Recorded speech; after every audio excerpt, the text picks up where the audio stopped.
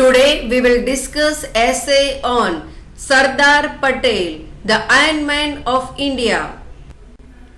Sardar Vallabhbhai Patel was born on October 31, 1875 in farmer's family in Nadiyad, Gujarat. His father Jhaverbhai was a simple farmer. His mother Ladbhai was a religious lady. In his childhood, he was very hardworking.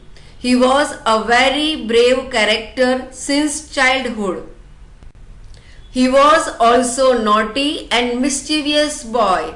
Sardar Vallabhbhai started school in Gujarati. He used to help his father in farming and also took his time to study.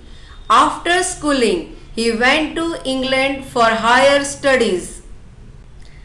He married Jhaverbhai in 1891. They had two children, a daughter named Mani and a son named Daya. Jhaverbhai died in January in 1909.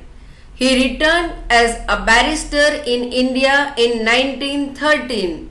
After returning to India, he practiced law in Ahmedabad, India. Sardar Patel was greatly inspired by Gandhiji.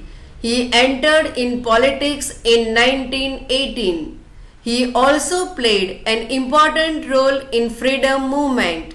He was also the leader of the Quit India movement. He was jailed for several times because of the connection with the freedom movement. His contribution to unite the people of India was remarkable and incomparable. The title of Sardar was given to him by Gandhiji. In 1947, India became independent and Sardar Vallabhbhai became the Home Minister of independent India. His service to the nation will always be remembered. He died in the year 1950 at the age of 75. He was known as the Iron Man of India. He will ever be remembered for his great works.